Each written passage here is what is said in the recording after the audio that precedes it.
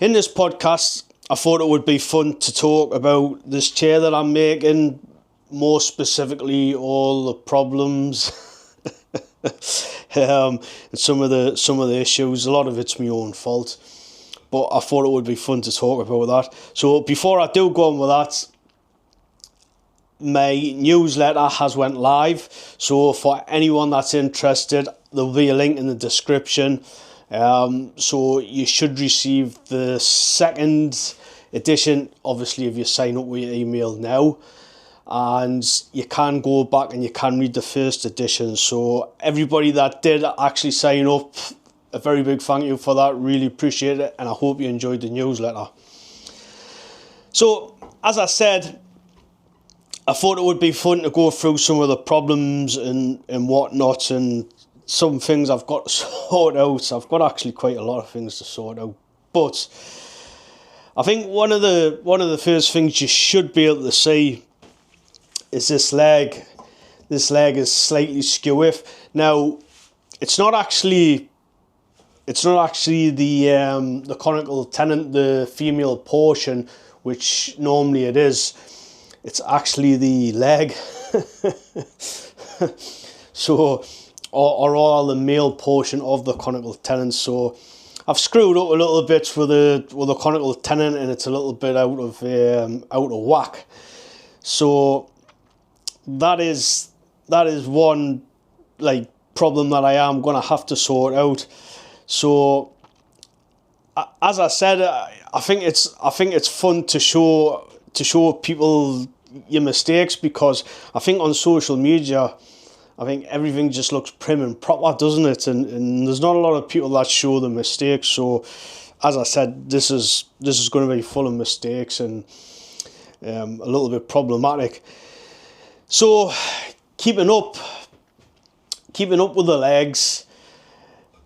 Another problem what I've got with at least two of the legs is that when I've selected the material, the beech when I've selected the beech for the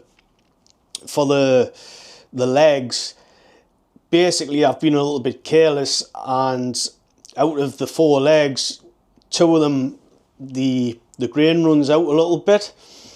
So I don't know how much of a problem this could be, but basically, for anyone that doesn't know and anyone that hasn't built chairs before or tables or anything like that, the best thing you can do is to have the grain of the piece of material you're going to use for the leg to just be running as straight as possible. And that way it's going to be as strong as possible, because all the force is going to be going end grain to end grain. So you've got the top of the table or the chair, and you've obviously got the floor, so you've got that sort of compression, and it's going end grain to end grain. So where you get the problem is that when, let's just say the grain is running down, it's running quite straight, and then as it gets to maybe half the leg or 3/4 of the leg, it might just start to sweep out. So when that happens, the problem with it is that when the force is being applied, a downward force is being applied, it's got how to put this. If there's enough force applied, if there's I don't know, somebody picks a chair up, and a child picks a chair up, for instance, and drops the chair while the child's carrying it somewhere, or even an adult, you slip, trip, you let go of the chair. So if that leg hits, normally is what it would do, because all the grains going the same way, it would just dunk. And there's very little chance that's gonna snap. And if it does snap, it's gonna be a messy splinter, if that makes sense, because all the grains run in the right way. So if it was to snap, it would, kind of, you would be able to see what I was meaning. If, like a branch, if you've ever snapped a branch doesn't kind of split off. It kind of splits, and there's all like little, little fibers all over the place. Whereas if you are to break a leg and it's got the grain running out, a lot of the time it'll kind of split and it'll just break like that. And this is one of the problems that I've got with two of the legs. So I think most likely it's been my eyes, and I've kind of looked at it and thought, yeah, that's fine. And it was from the same piece of timber, the legs. So again, I've probably been looking at the grain for, yeah, fine, and I haven't followed the grain all the way down or far enough, or to the back of the board, and realised that's went straight, and then it started to run out. So in the future, that might bite us in the bum. It might not. It depends. But there's always that possibility that two or four of these legs with enough force could potentially fracture, and you know it will be like a clean fracture. So it depends. It could be there, but on one of them I'd obviously started doing a conical tenon, and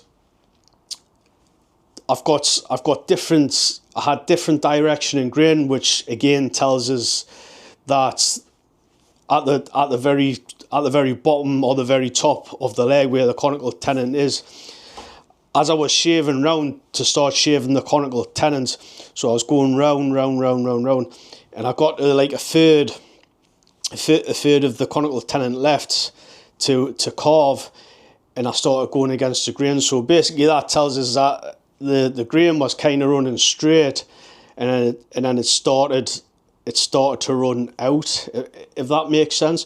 So when I'm applying a plane, just to roughly shape it, or even the drawing knife, which I sometimes do, I was pulling into the grain. So again, that could be problematic in the future, because it may snap. The conical tenon itself may snap. So the only saving grace with this is that I've used beech, and beech is extremely hard, but it's not impervious to, you know, the forces, whatever force is put on it. But it is quite strong. So that might be a saving grace for myself. The only other thing I could do, which a lot of people are probably, if you're watching this, you're probably saying, why not just make another leg? So the issue with making another leg is that it's very time consuming. So I'm not sure if you'll be able to see on the video. You should be able to see. But these legs are actually, see if I can get one out. No. These legs are actually tapered, and they're also round, so you've got like a bulb in the middle here. So I haven't got a lathe to do this. Oh, there we go. There's one. So just to show you on video, if you're watching on YouTube, so I haven't got a lathe to do this, so all this has been done by hand. It's been done with hand planes and card scrapers and sandpaper. So as you can imagine, it does actually take us quite a long time just to do one. So that does put us off. That does actually put us off making another leg, sorry. So I'm in that scenario at the moment that I can leave it as is and see how it goes. And if it does break, I'm always going to be able to make another leg. So I think that's what I'm going to go for, because I'm lazy. As I said, it might bite us in the bum. So today I was actually just making some spindles, and yesterday I made those too. So I did actually do quite well with getting the angles right for the backrest. Ironically, I did actually forget to soak the backrest, so it is soaking in water at the moment. So I've never steam bent beech before. The only material that I've bent is oak. Oak bends quite well. I do know that's first hand, but I've never bent beech, and this is kiln dried beech. So again, this could be very problematic for us. I don't know if it's going to bend. There isn't going to be much of a bend actually in the backrest itself, because this is going to be a dining chair. So it mightn't be too bad, but again, with it being kiln dried, it just it might be problematic. That's all I'm going to say about that. Another little bit of carelessness from myself is that I did actually get a little bit, I can't get these out, I did actually get a little bit gung-ho with the two main posts that are going to be supporting the backrest. Basically, these have got to be cut. So basically, I'm going to have a backrest, and the backrest is going to be about yay height, and it's just going to bend around. So these are going to be kind of like the two main posts, although the other spindles are going to be roughly the same size as this. So one of the things I've done is, again, you won't be able to see on the video, but I can see just ever so slightly the slightest gap in both of these. So basically what that means is I've actually made these, and I've made them slightly a little bit too thin. They should have been, you know, maybe 10mm thicker would have been perfect. So again, that is just carelessness from myself.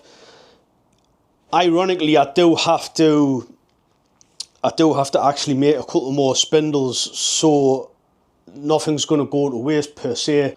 So the only thing I have to do with that is just basically, you know, resource them, so it's not too bad in that respect. Another mistake, what I personally think I've made, is that I've used beech for the seat.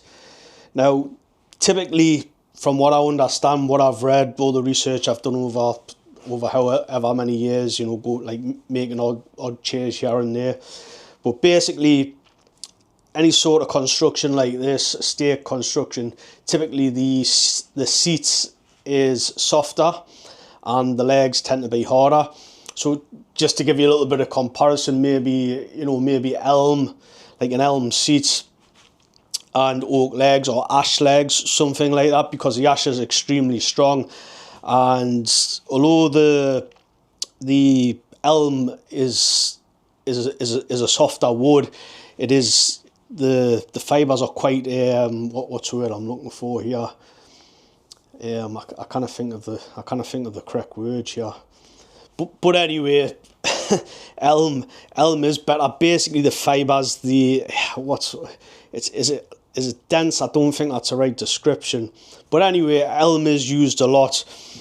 And I think the problem with the beech is that this is absolutely tough as nails. It's an absolute nightmare to work. So when I do come to start shaping the seat, I've got a lot of shaping to do. Obviously, there's a specific shape that I want it. Again, you won't be able to see this, it's very faint pencil. But basically, all four corners are going to have an arc on them. So basically, the front of the seat is obviously, we're going to call that our reference line. So from here, we've got 80 degrees on both sides. That tapers down to the back. So basically, what's going to happen when I finally shape it is that we're going to have an arc on either side, an arc on the front, and an arc on the back. And on the underside, just to give it the appearance of being a little bit thinner, I'm actually going to apply a bevel. And obviously, this is going to have some sort of a saddle. It might just be a little bevel in it. Excuse me. It might just be a little ridge in it, or I might do a little a little saddle, and I'm not overly sure yet. But it's gonna be, I personally think it's going to be a little bit problematic, because when I do come to do the saddle, I'm going to be using this guy here. So this is a Travisher. I've had this for quite some time now. It probably needs a good sharpening, to be honest, but I think this might struggle with the beach, perhaps. I haven't tried it yet.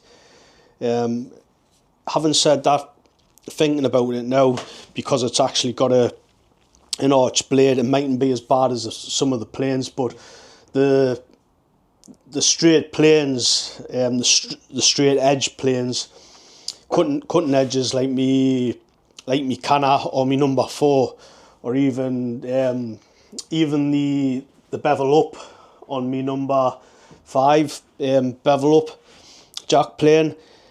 All of those struggled with the grain on this wood, with the worst being bevel down. The bevel down seemed to struggle really like badly with it. Bevel up fared a little bit better. So as I said, I'm not sure I'm not sure how good or bad this is going to perform. So I think I've made a bit of a boo-boo using the beach. At the time I thought, yeah, you know, I've got a load of beach, just use it type of thing, you know. I got it really cheap, so it seemed like a good idea at the time. It's a shame, because this past week I have seen to make like a lot of progress, because these seats have been like ongoing for however long, and they've just been getting put to the side because they're for myself. So it's a story of my life. Everything gets put to one side, furniture wise anyway. And you know, it takes us forever more to make these things, you know. Same as me dining table, took us what, 5 years to make. Now, you know, I'm kind of slowly making the chairs for it. Another problem that I have had with this, and again, this is my own fault, is that I keep changing the design, and I really shouldn't. And I'm really bad for doing this. I do it on a lot of things, and I think lately I'm getting worse for doing it, and it is actually starting to bite us in the butt a little bit now. I think what I need to do, I need to take more time about thinking about the design, and get something maybe drawn out, or get a clear picture in my head and stick with it, because I think this is on about the 4th different, like, you know, change.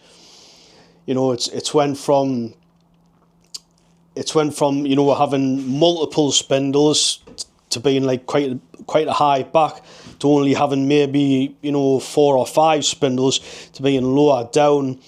The legs, you know, have went from being as they are to hexagonal taper. They've went back to this. Yeah, so I keep on changing. Even the seats, the shape of the seat, I've changed the shape of the seat. I think that's changed about 4 times. Obviously, I haven't shaped the seats. Obviously, I've left the seat till I make sure everything's, you know, fitting quite well. Then I'll start shaping the seat. But even now, just looking down and thinking about it, I'm thinking to myself, oh, that would look nice. So the idea in my head, I thought, have this section rounded, like the front corner rounded. I forget the pattern there is. It's like it's probably more, the seats is probably seen a bit more on like a Windsor style. I'll see if I can find a picture of what I'm thinking, and maybe put it up on the screen if you're watching on YouTube. But yeah, so I can advise you, really, if you get an idea in your head and you're happy with the idea and you can draw it, or you're going to replicate a chair, because I can't really say this is my design, because I'm just grabbing pieces from other people's designs that I've seen and that I like, and I'm just putting everything together how I see fit. So I can't really say it's my own design. It is in a certain respect, but I am just grabbing ideas from other people. So I will say that a good bit of advice is get a design and stick with the design, and don't start changing it as you're building. So a bit of a recap. Obviously there's a design. Make sure when you're doing the legs, especially the legs, and the spindles are just as important if you're doing a backrest, because you do actually want the grain to be nice and straight. And I did 100% make sure, visually of course, because this isn't split, so I cannot say 100%, but visually I did check, and all the spindles, all the grain was running in the same direction. It looked very, very straight. So try and make sure you can get the grain as straight as possible. You haven't got any runouts. Obviously it's going to cause, well, it could cause you problems in the future, but I should let you know about that in the future if it does. Check your material sizes. Obviously you don't want anything to happen like this. So I think I've been, I wouldn't say lucky, because obviously I've got to make some more, and it wouldn't be too big of a deal to actually make a couple more of the spindles, but obviously it is more of a deal to make the leg. And let's not forget, if at all possible, let's try and get a better selection of material for actually making the chair. So again, ideally we should get some green timber where we can split the legs, so you're near enough guaranteeing that the leg fibres are going to be nice and straight, and you shouldn't have any fractures in the future, anything like that. Also with the seats, obviously try and get a better material for the seat. I mean, this might be okay, it might work fine, but obviously an elm would have been a lot better, but you know. So that's it for today, guys. Just a quick one. I just thought I'd point out some of the mistakes and carelessness that I've managed. So until the next time, I shall see you and speak to you guys later.